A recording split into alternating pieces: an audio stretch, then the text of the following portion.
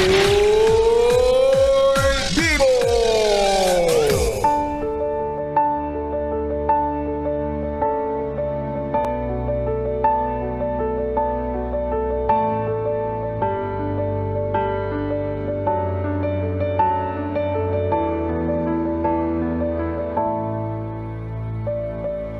Gandang gabi, ako'y nagbabalik, DJ B-Boy Bibo para sa ating tuloy-tuloy na BB Time tungkol sa usaping jowa mong adik, jowa mong may bisyo.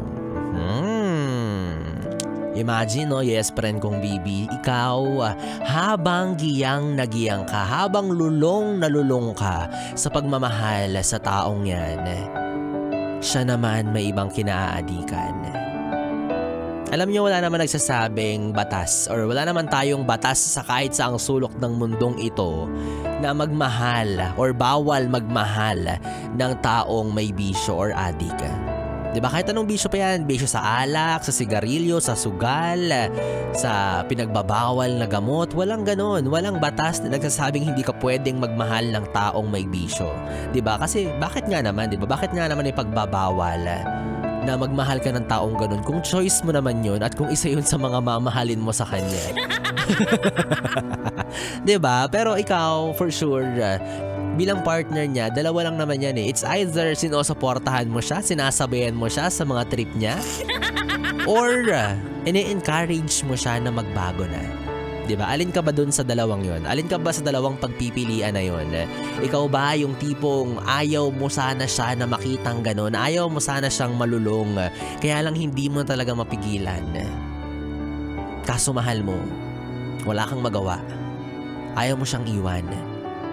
Or, hindi naman kaya ikaw yung tipo na kagaya na sinabi ko kanina, sinasabayan mo yung trip niya. Parehas kayo nalululong na. Alam niyo mga yes friend, sobrang sensitive ng topic natin for tonight, no? Kaya, as much as possible, I'll try to be cautious sa mga sasabihin ko. Pero, personally, kung iisipin, parang sobrang hirap matrap or malagay sa isang sitwasyon kung saan ikaw ay, alam mo yun, mapapaligiran or may makakasama kang taong lulong sa bisyo. Kasi, di ba, kagaya nga din ng sinabi ko kanina doon sa ating second talk, wala nang kasiguraduhan sa kung ano yung naiisip nila or nakikita nila. I mean, hindi ko alam yung feeling ng adik, ha? Don't get me wrong. Baka biglang pumunta dito, hindi po ako adik. Hindi ko alam yung pakiramdam nun, hindi ko alam yung feeling, hindi ko alam kung anong state of mind yung meron sila. Pero di ba, based on our observation and according to what we see in our society, nag-i-English. Baka hindi ako maintindihan ng adik dyan sa kanto. Diba? Base sa obserbasyon natin, marami talaga silang nagagawang hindi tama. Hindi tama because nawawala sila sa sarili nila. Meaning, nilalagay nila yung estado ng pag-iisip nila sa isang, alam mo yun, hindi maayos na kalagayan. Imagine kung ano-ano na yung nakikita nila, nai-imagine nila, na-visualize nila, which is, diba, hindi normal at hindi tama. Well, hindi rin naman talaga natin alam kung ano ba yung nadudulot sa kanila nito, pero ang alam lang natin is hindi tama yun. Kaya nga siya pinagbabawal kasi hindi tama. Kasi nalalagay hindi lang sa panganib yung mga tao sa paligid mo, bagkus maging ikaw na mismong gumagamit ng ipinagbabawal na gamot, nalalagay yung kalusugan mo sa alanganin. Nawawala ka sa katinuan, for sure may hindi magandang epekto yan sa iyong katawan, and so on and so forth. Diba kaya ikaw, yes friend kong BB, kung meron kang kakilala na ganyan, alam nyo, for sure naman sa mga community natin, especially us, the masa ones, yes. Diba, may mga kakilala talaga tayong ganyan, may mga na-encounter talaga tayong ganyan, minsan sa kanto, sa daanan, pero hindi naman purong pang-judge lang yung kailangan nila. For sure, they need help. Kailangan nila ng tulong. And for sure, hindi nila gugustuhin, 'di ba? Kasi gusto nila yung ginagawa nila eh. Hindi nila gugustuhin magpagamot or whatsoever. But what we can do is to encourage them. Ipaunawa sa kanila na hindi tama yung ginagawa nila, na may pag-asa pa, may chance pa silang magbago. Kasi may mga ganyan din naman ako narinig na kwento, no, na dati lulong na lulong sa bisyo, talagang parang wala na, papunta na sa wala yung buhay niya, hindi niya na alam yung gagawin niya. But now, isa na siyang maayos na tao. Normal na namumuhay. Walang kinatatakutan, walang pinagtataguan, especially yung mga kapulisan, ganyan. Wala na siyang takot. Di ba kasi yung mga taong gumagamit ng bisyo, paranoid yan sila eh, di ba? Takot na takot sila every time na may nakikita silang authorities, mga pulis. Di ba? Yun yung mga iniiwasan talaga nila. So, kailangan nila ng tulong.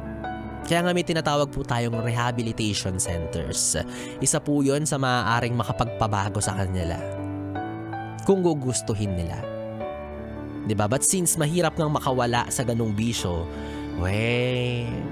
wala tayong magagawa. Medyo mahirap nga yan. Hindi naman tayo eksperto, no? Hindi po ako nagsasalita dito bilang doktor, bilang super expert sa ganitong usapin. Base lang din sa kung ano yung kaya nating isipin, sa pinakamababaw na paraan, sa pinakamababaw na explanation.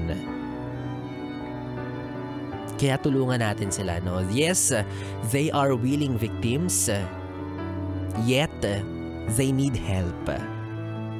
Huwag natin hayaan na yung mga gaya nila na laging puyat, laging bangag, 'di ba? Na ang maging bagsak lagi ay kulungan, 'di ba? Worst, wag naman sana pero kamatayan, 'di ba? Ang daming ganyang kaso way back then na ang dami sa kanila na nagbuwis ng buhay or nawala ang buhay dahil sa masamang bisyo.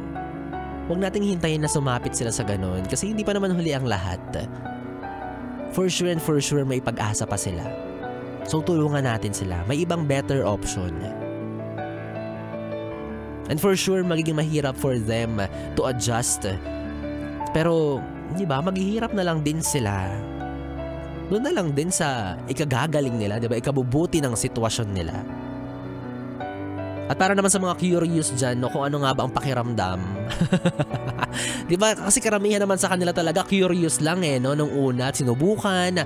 Tapos inulit hanggang sa nalulong. So sa mga naku-curious po dyan, ay huwag niyo nang subukan. Sabi nga 'di ba noon, huwag mong subukan, masisira ang buhay mo. O lagot. 'Di ba? Kaya ikaw kabisyo.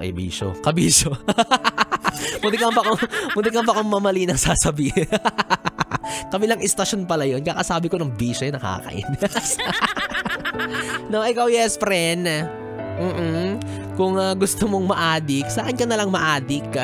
Kay Biboy-Bibo ka na lang ma-addict kasi kahit singot-singutin mo ko, kahit samsamin mo ko, walang masamang epekto yun sa kalasugan mo, ha? Tandaan mo yan. Ako na lang, sa akin ka na lang ma-addict. Nakaka-addict din naman talaga ako. Good item din ako. Ay wala naman si friend kong Bibi, 3 oras na Bibi time na naman ang ating pinagsamahan. Nakapiling nyo ang Bibi mo sa radyo, DJ Biboy-Bibo, ang DJ na single, ready to mingle, basta walang label. Magkasama at magkarinigan tayong muli bukas sa parehong oras, dito pa rin at dito ka lang sa istasyong No Problem, ang 101.1 Yes FM. Good night, Bibi. Mwah mwah.